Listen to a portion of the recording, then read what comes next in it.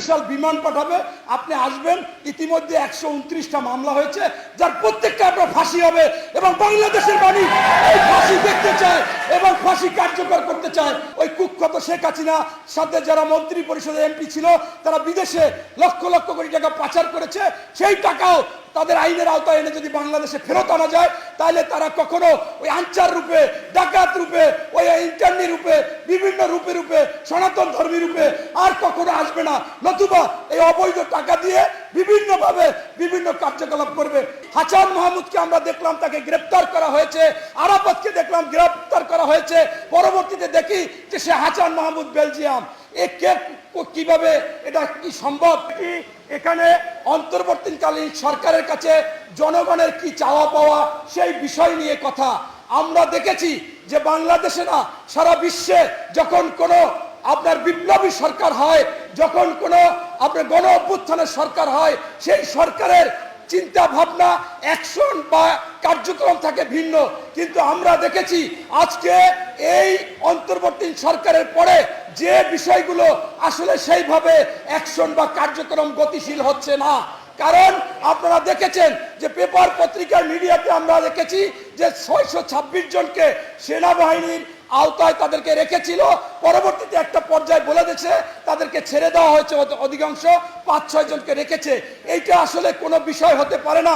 আমরা দেখলাম বাংলা ভিশনে সেখানে বলেছে বাহাউদ্দিন নাসিম ছিল, হানিফ ছিল, আপনার মির্জা আজম ছিল, ওবায়দুল কাদের ছিল, এরকম যারা একেবারে বাংলাদেশের কুখ্যাত, যারা খারাপ কাজ করেছে, অন্যায় করেছে, আপনার এই খুনি শেখ হাসিনার সাথে গুম, খুন, হত্যা, হামলা, মামলা এবং আমাদের 2.5 লক্ষ মামলা, যাতে 50 লক্ষ আমরা আসামি ছিলাম, তাদের যারা করেছে তাদেরকে ছেড়ে দেওয়া হয়েছে। এবং এমনকি হাসান মাহমুদকে আমরা দেখলাম, তাকে গ্রেপ্তার করা হয়েছে। আরাফাতকে দেখলাম গ্রেপ্তার করা হয়েছে। পরবর্তীতে দেখি যে সে হাসান মাহমুদ বেলজিয়াম। এ কে, কিভাবে, এটা কি সম্ভব? তাই জনগণ চাচ্ছিল যে আসলে অন্যায়কারী, গুমকারী, খুনকারী, এবং বাংলাদেশে 3টি গণহত্যা হয়েছে। একটি গণহত্যা শাপলা চত্বরে সেই 5ই মে 2013 সালে, আরেকটি গণহত্যা হয়েছে বিডিআরে, আরেকটা গণহত্যা হয়েছে আমাদের ছাত্র জনতার উপরে। পাশাপাশি দীর্ঘ 17 বছর বিরোধী দলের উপর গণহত্যা চলেছে, গুম চলেছে, খুন চলেছে এবং আপনার মানুষকে হাওয়া করে দিয়েছে কোথাও কোনো। আমিও সেই আয়নাগর থেকে 7 দিন থেকেছিলাম, সেখান থেকে বেঁচে এসেছি। এই যে বিষয়গুলো, এই বেঞ্জির আমাকে নিজে গুলি দিয়েছিল যেদিন বেগম খালেদা জিয়া বালুক ট্রাক আটকায়, আমি সেই দিন নামার কারণে হাইকোর্টে আমাকে গুলি দিয়েছিল। অথচ আজকে এদের গ্রেপ্তারের আওতায় আনা হচ্ছে না, বিচার হচ্ছে না। তাই আমি মনে করি প্রধান উপদেষ্টা সহ অন্য উপদেষ্টা, আপনারা যদি বাংলাদেশে আইনের শাসন চান, সুবিচার চান, সুশাসন চান, জনগণের আশা আকাঙ্ক্ষার প্রতিপালন করতে চান, জনগণ যা চায় সেটা যদি চান, জনগণ মনে করে কোনো সময় একজন নেতাকে জনগণ ভয় করতে পারে না। যদি কোনো নেতাকে ভয় করে তবে মনে করতে হবে ও সন্ত্রাসী, ও দুর্নীতিবাজ, ও ঘুষখোর, ও আপনার মানুষের উপর অন্যায় করে, দখল করে, চাঁদাবাজ করে। একজন নেতা হবে সমাজসেবক। তাই আপনারা যদি সেইভাবে নেতৃত্ব সৃষ্টি করতে চান, দেশের মধ্যে কাজ করতে চান, তাহলে এই আওয়ামী লীগের টপ টু বটম যে ভ্যান চালাইতো, সে একতলা বিল্ডিং এর মালিক, যে মনে করেন অন্যরকম ছিল 5তলা বিল্ডিং এর মালিক, লক্ষ লক্ষ কোটি টাকার মালিক, হাজার হাজার কোটি টাকার মালিক।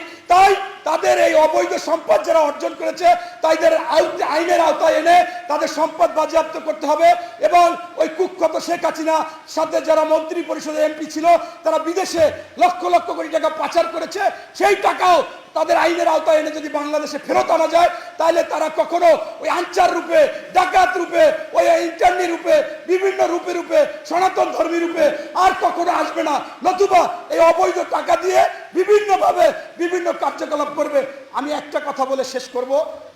শেখ হাসিনা, আপনার একটা বক্তব্য ভাইরাল হয়েছে, আপনি বলেছেন, এটা ইচ্ছে করে বলেছেন, আপনাকে বাংলাদেশের 18 কোটি মানুষ বাংলাদেশে এনে আপনার ফাঁসি কার্যকর করতে চায় এবং এটা স্পষ্ট। তাই আপনাকে বাংলাদেশের মানুষই আনতে চায়। আপনি বলুন কখন আসতে চান। বাংলাদেশের বিএনপি সহ সর্ববৃহৎ দল বিএনপি বিএনপি সহ সবাই বলবে, আপনাকে স্পেশাল বিমান পাঠাবে, আপনি আসবেন। ইতিমধ্যে 129টা মামলা হয়েছে, যার প্রত্যেকটা আপনার ফাঁসি হবে এবং বাংলাদেশের মানুষ এই ফাঁসি দেখতে চায় এবং ফাঁসি কার্যকর করতে চায়। এই বলে আমি আমার বক্তব্য শেষ করলাম। আল্লাহ হাফেজ। বাংলাদেশ জিন্দাবাদ। শহীদ জিয়া অমর হোক। বেগম খালেদা জিয়া জিন্দাবাদ। দেশনায়ক তারেক রহমান জিন্দাবাদ।